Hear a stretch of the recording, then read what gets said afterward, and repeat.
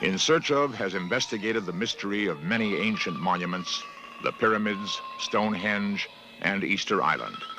A solution to these puzzles may be concealed in Florida's Coral Castle. This monumental structure was created by one man with his bare hands in the 20th century. What strange forces created this castle of secrets?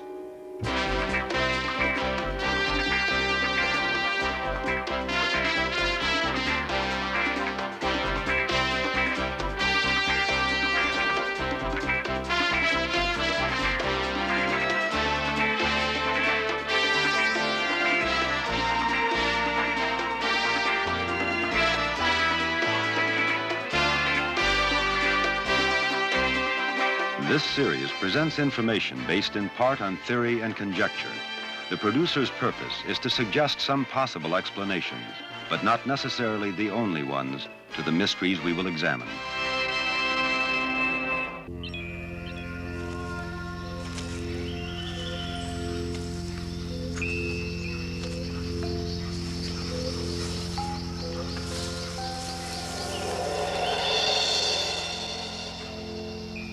Coral Castle has been called the eighth wonder of the world. This place is a fantasy garden and an engineering marvel. The blocks are cut and set with great precision, locked without mortar. At 30 tons, the greatest single stone in Coral Castle is twice as massive as any in the pyramids. Here are massive megaliths, huge astrological symbols, and structures whose purpose is a total mystery.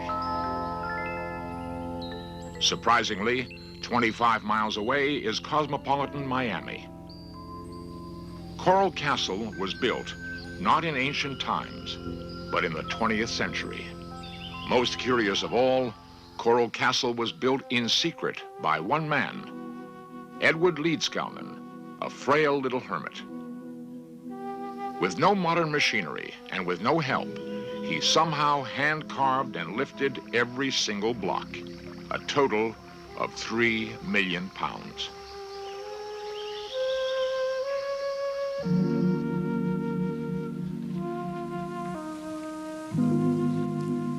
With all our modern technology, we might be able to duplicate the pyramids. But how could we ever do it with our bare hands? Dreamers beyond the fringe of science have postulated a long-lost art of harnessing anti-gravity. It seems incredible, but Ed Leedskalnin may have rediscovered these ancient secrets. Let's look at his life story. The mystery of Coral Castle began in rural South Florida just after World War I.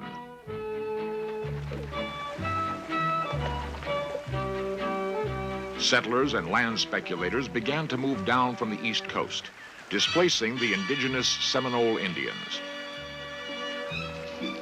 The newcomers found a humid, sprawling tropical land, full of mosquitoes and opportunities. The great Florida land boom was on.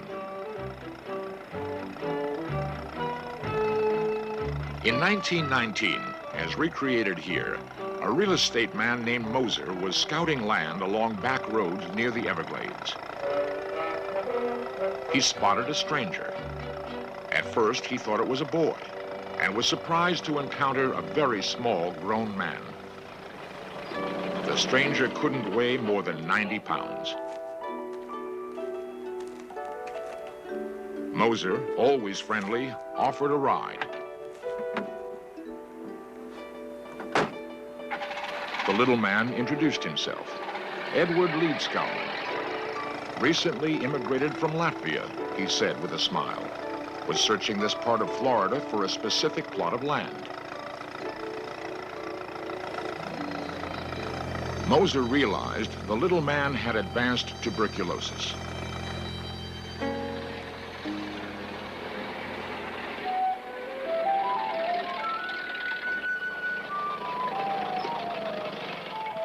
Mrs. Moser always welcomed the strangers her husband brought home. Life was lonely in this new land. Edward Leedskalnin was very friendly, very polite, and confessed outright he hadn't a penny to his name.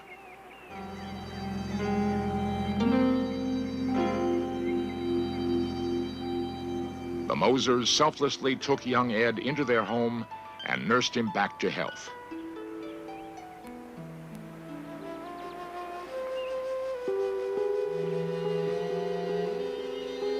They listened with respect to his story of leaving Latvia, of his search all over America for the right type of land.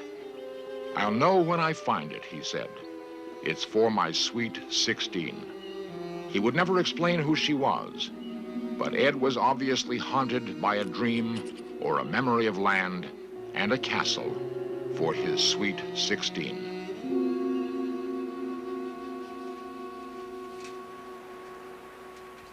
As soon as he regained his health, Ed continued searching the backcountry. Crazy Ed and his rusty bike became the butt of many local jokes. Neighbors, watching him prod the ground, began rumors that he was hunting for buried treasure.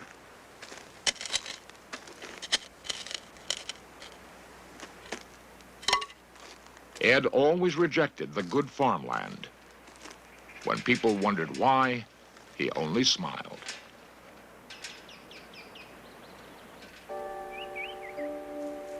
Finally, he excitedly brought Moser to a remote plot. Moser was astounded, for Ed had unerringly located the worst acre in the state. It was all bedrock, right up to the surface. You couldn't plow it, you couldn't farm it. Moser gladly gave a small section to his friend.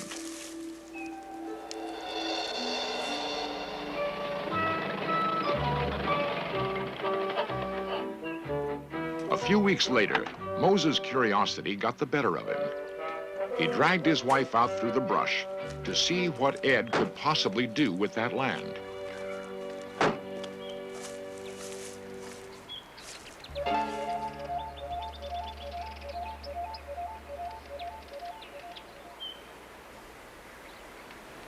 They couldn't believe their eyes. Ed had somehow cut a 10-ton block of solid coral right out of the bedrock and hoisted it into the air. As they nervously approached his flimsy tripod and the block which could crush them in an instant, they realized there was something more than craziness in Ed. How did he do it? Ed smiled and said, "It's not difficult, really. The secret is in knowing how." Why did he do it? He smiled again. "Someday, my sweet 16 will come."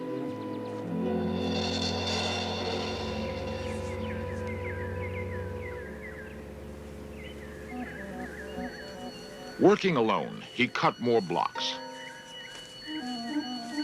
All the locals had to visit and gape at this accomplishment. Ed was friendly, but firm. He would never tell his secret techniques, and he would always stop work when people came near.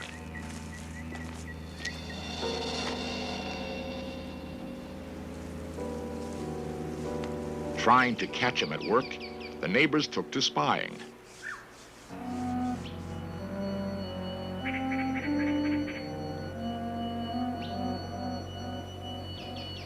Some people swear they saw the rocks move. Ed could somehow sense their inquiring gaze. He would simply stop working and patiently wait until they gave up trying to discover his secrets.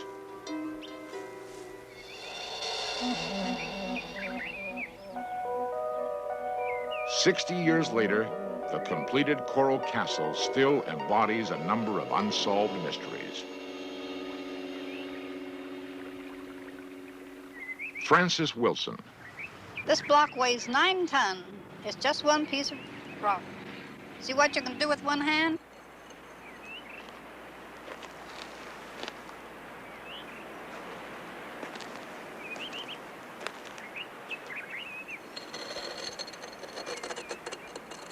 He's quite interested in safety, I know that, and he always wanted to make sure the children couldn't get down in here, and that was his gate to keep children from going down the steps. Those who knew Ed remember him with great respect. Charles Williams and Bodil Lowe. I guess I was maybe 6, 7 years old. I was born and raised about 300 yards from this place, and I would see Ed quite often at the little country store we had, and he was a very slight man. I don't think he was probably any taller than I am. I'm about 5'6". probably weighed somewhere in the neighborhood of 100 pounds. He always looked frail and sickly, but obviously very strong. He'd say this is because of the stars and the moon, and he would go on and he would show us his electrical machine. Now he made electricity, and he would jump in his bathtub and show how the water would come to certain levels and how he heated it with the sun. And he'd always divert your question. As I say, a very gentle, kind person. And he was, of course, highly intelligent. Many people thought he was a little cracked because he was smarter, I think, than they were, probably. His whole life and whole being was very frugal. Just sustained himself, I think, more or less. And some nights we'd come in the moonlight and sit and walk around in his park. And he would come out and tell us his story if he had a small audience. And he would go along in a very normal sort of a voice, and then we'd ask him why he did it. And they'd say, oh, well, someday my sweet 16 is coming, and he'd look up in the stars, and he would get very ethereal in his voice, and he just loved talking about his sweet 16. And he always spoke of her as sweet 16. She never grew any older. It's kind of nice. There were many rumors about mysterious Ed. One held that he was an eccentric miser and kept a stash of money. Late one evening in the 1930s, a band of toughs waited until he was alone in Coral Castle. Little Ed could never have imagined such a shocking intrusion into his private world.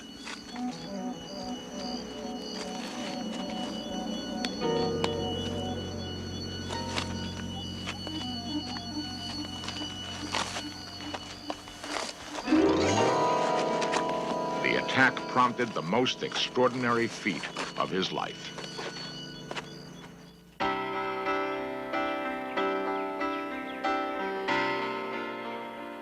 Coral Castle was originally built in a remote area of Florida.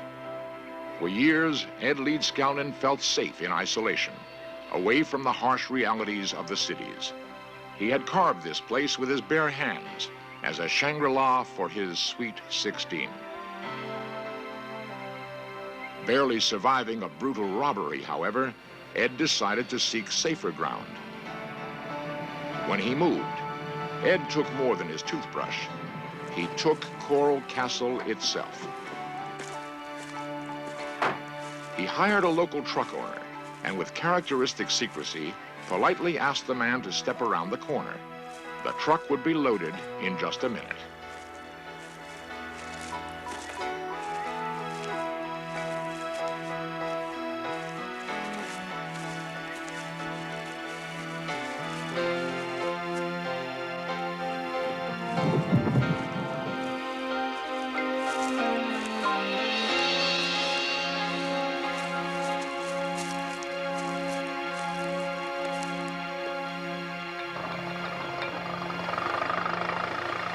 Piece by piece, Ed moved all 3 million pounds of rock 10 miles to its present location near Homestead, Florida. As usual, no one ever managed to see how he lifted the giant rocks, which weighed up to 30 tons apiece. How did he do it? There are many theories. 60 million years ago, this was all of South Florida. Thousands of miles of living coral reef. The rock which he used, fossil coral, may have internal forces which only Ed understood. A huge brain coral seems almost conscious, perhaps contemplating ancient secrets. Living coral constructs its own undersea castles. Forces deep in the earth fuse dead coral into oolite, a dense, strong organic rock. And most of South Florida has little topsoil over this bedrock. We asked the men at a rock quarry to try an experiment, to cut and lift a giant block of oolite. With diamond-tipped power saws, the cutting alone took several hours. The only way to break the block free, brute force.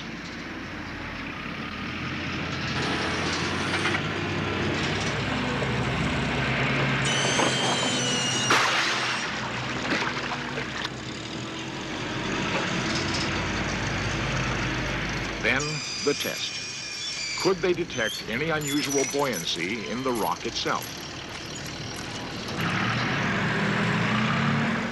Using a 600 horsepower crane, could they lift the rock?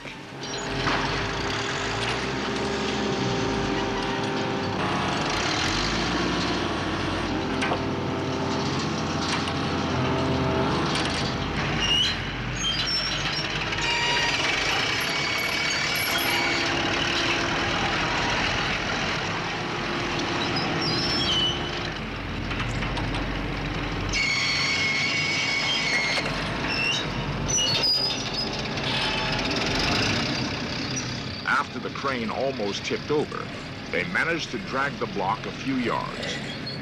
What modern equipment would it take to duplicate Coral Castle? It couldn't be done. Charles Valois comments. Not with the modern equipment. I wouldn't cut more than 4 foot long and 32 inches wide and 7 or 8 foot long. That's the most I'll cut. And you see the struggle I have getting it out with that machine. This is the only known photo of Ed apparently working. Although he seems to be breaking the block free with wedges, a close look reveals that the block is already cut free, with a cable underneath. Engineers have been puzzled by this photo.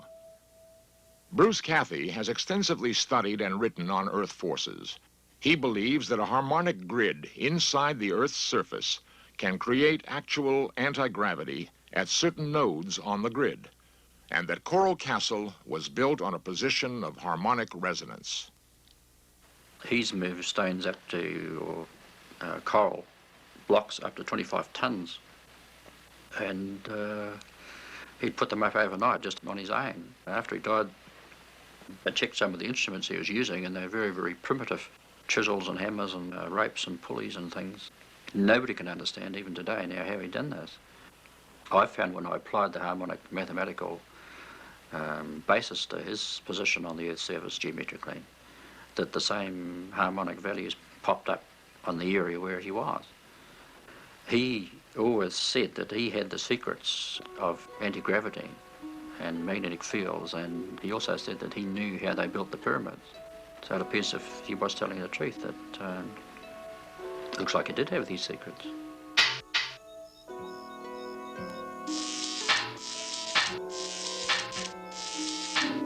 Ed performed many strange experiments with magnetism, although he had no source of conventional electricity. He hinted to neighbors he was on the verge of a monumental breakthrough and published his preliminary results. His book, however, is as incomprehensible as Einstein's unified field theory.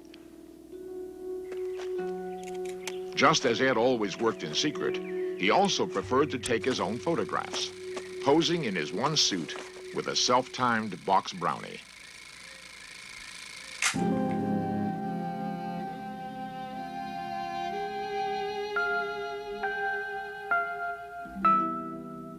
These films are not the best quality, but they are the only known movies of Ed Leedskalnin. They were discovered in 1980 in the back of a closet.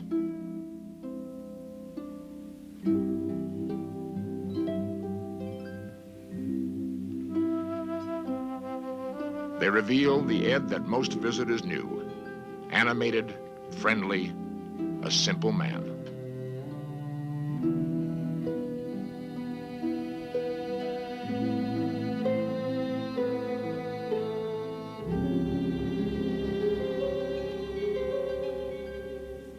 With this same simplicity, Ed awoke one morning in December of 1951. He put on his one suit, hopped a bus, and checked into Miami's county hospital. The doctors were appalled to find him near death from malnutrition. For a while, he rallied under their care, and then died quietly in his sleep.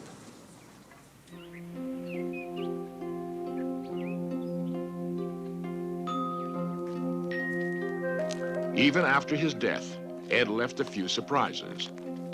Neighbors guarded the grounds until authorities could make an official investigation.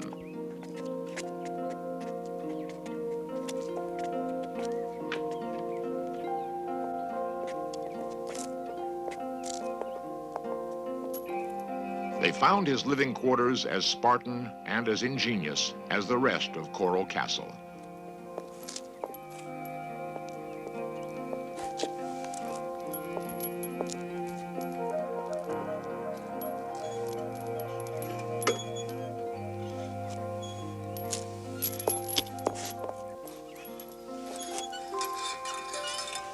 They also found $3,800 in crisp $100 bills and what resembled a treasure map. All attempts to follow the directions on the map were futile. Nothing seemed to correspond to our normal three-dimensional geometry. Ed left many mysteries, a lot of money, and a castle for his sweet 16. Was she a real person?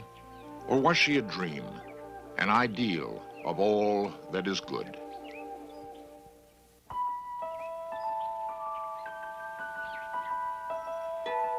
Children love to visit Coral Castle. They instinctively respond to the childlike sense of play which is so magnificently sculpted here. In his life, Edward Leedskalnin carved and lifted over 3 million pounds of rock. Yet there is one small stone weighing 50 pounds, which he never managed to lift. Ironically, on both sides of his simple grave in Miami are the graves of 2 little children. We think he would have felt at home.